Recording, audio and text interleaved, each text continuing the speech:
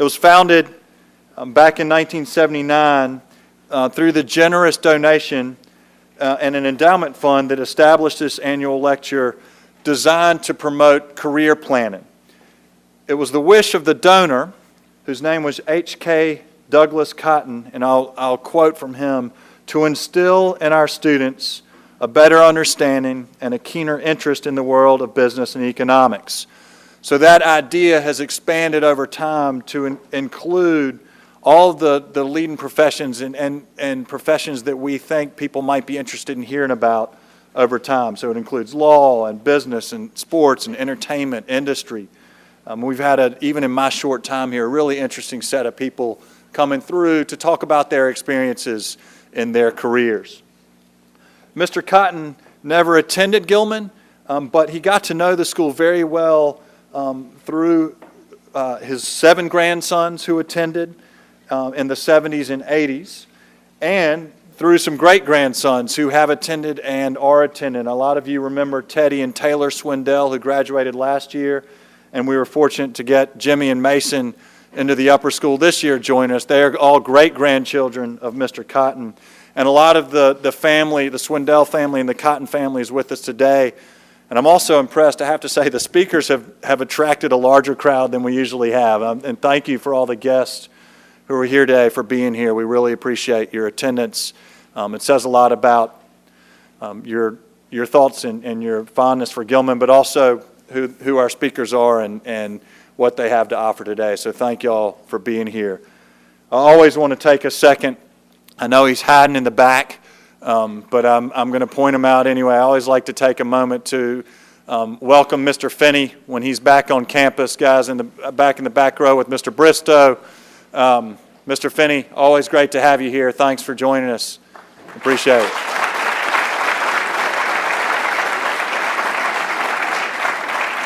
Good to see you.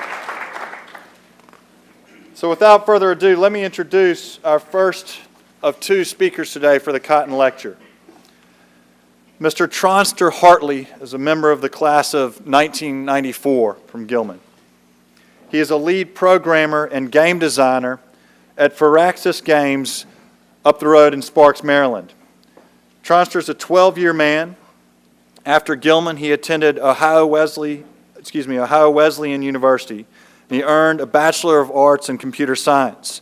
While he was in college, he served as the president of the local Association of Computing Machinery and helped design curriculum for Friends School's summer computer camp.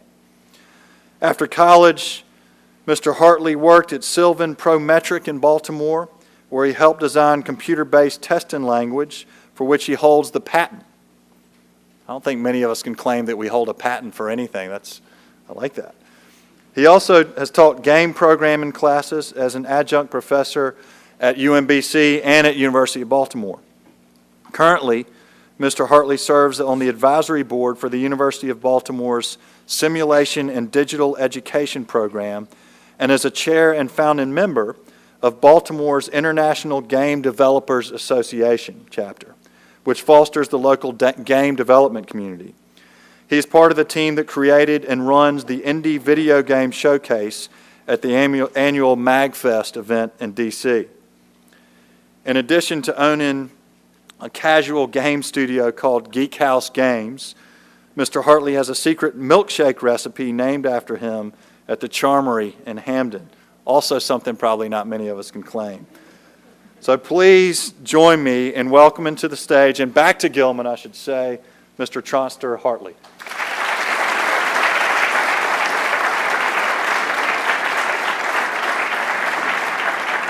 hope I did that justice.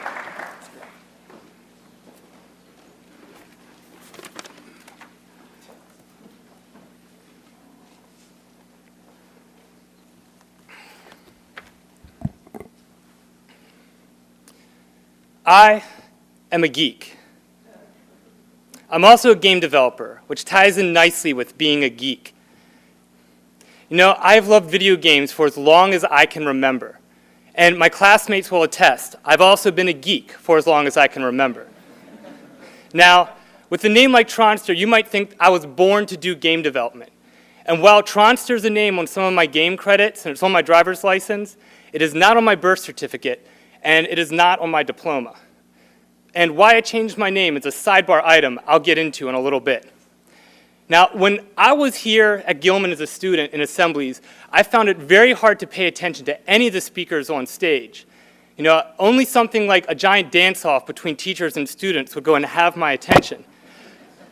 So I was usually thinking about other things at the time. And I didn't care about business because that was so far off in the future after college. On my mind, I was more concerned about girls, games, and grades, honestly. And I was a geek, so I didn't do much dating. So this left me a lot of time to work on video games in my spare time.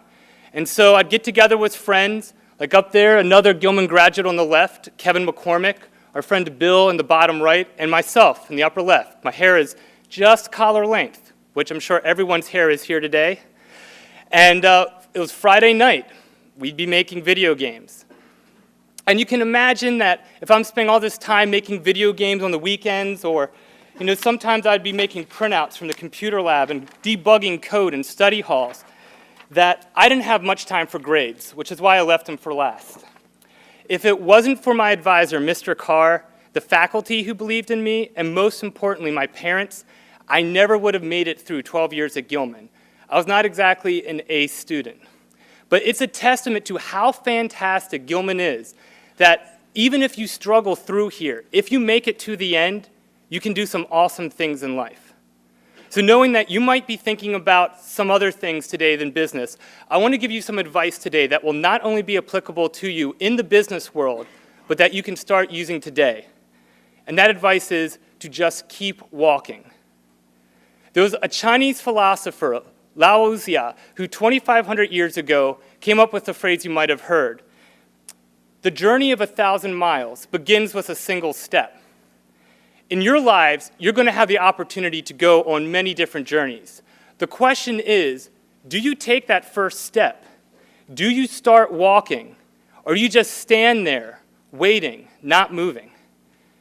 My journey into game development started here at Gilman in the lower school. They started to teach us how to program on the computer. And so at that time, I started spending all my spare time there. In middle school, I decided to do the same thing. And I figured I was going to go to MIT to get a computer science degree and make video games. I met a transfer student, Kevin McCormick, there on the left and I'm on the right. And we spent our free time during recess and between classes in the computer lab working on programs and generating computer art. And there was only one rule in the computer lab, which was you could not play video games unless they were made by students. And this was fine because most of the games that students were making were guess a number from 1 to 10 or fill in a Mad Lib. I had a different idea. I'd just seen this movie Tron and was inspired by it. By show of hands, has anyone here seen the original movie Tron, like the old one? A few of you? Okay. For those not familiar with it, Tron's this movie about a guy who is shot into a computer and he has to play video games from the inside. It inspired a whole generation of game developers and digital artists. A lot of people at Pixar have claimed that Tron was an inspiration for them. And so I wanted to make it an action game. Kevin taught me some programming tricks, and I offered the game up to anyone who wanted to play it. Soon the entire room of students was playing my game and not doing their work. So the teachers were not too happy, but I was ecstatic because it showed me I was walking in the right direction on my journey. I believe this is true in any business, that if you're doing something right, you will have these reaffirming moments. And if not, you should look to a new destination, pivot on your journey. And this is also about the time, being inspired by Tron, I was getting into a thing called computer bulletin board systems. These were a lot like Facebook or Twitter. And I needed an alias. Well, there were already 7 Trons in Baltimore. So, middle school self, I took 8 characters or less, I made the word Tronster and started signing all my programs, my art, and code. I used it increasingly when I got into the business world. Soon my coworkers and friends were calling me Tronster. It eventually just got easier for me to legally change my name. So, actually, it's a true story. A coworker said, look, 5 million women change their name every year. It's not that big of a deal. So back to high school, I continued to be making video games in my spare time. Kevin kept continuing teaching me tricks to make them better and better. He eventually went to MIT. I didn't make the cut, but it all worked out. I got a great education at Ohio Wesleyan University doing computer science, and Kevin and I still visited each other. I'd go up to MIT, he'd come down here during the holidays, and most importantly, I eventually got into the game industry doing video games full time. But it wasn't after college. It wasn't how I thought I would get there. See, as soon as I graduated, I sent my resume out to every single game studio that I was interested in working at, and I heard back from none.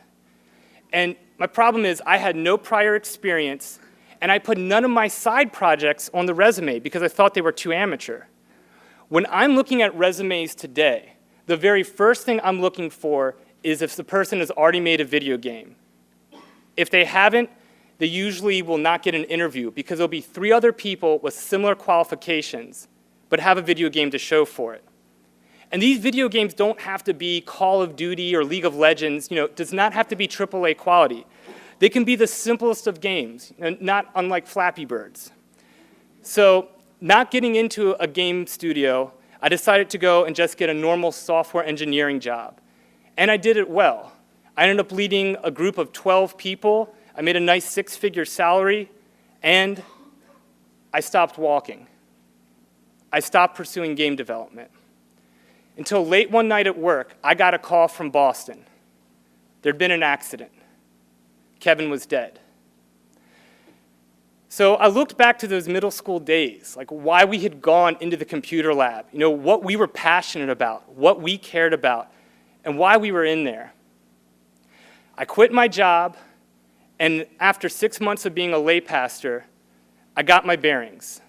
I went back into software, but as a consultant, and this afforded me time to make my own game studio on the nights and weekends. And we'd make these little projects, and people who started to work for me on these projects got into the game industry.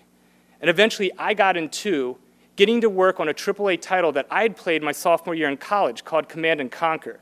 It was like a boyhood dream come true. And when I was in the game industry, I realized it was not so different from other software industries.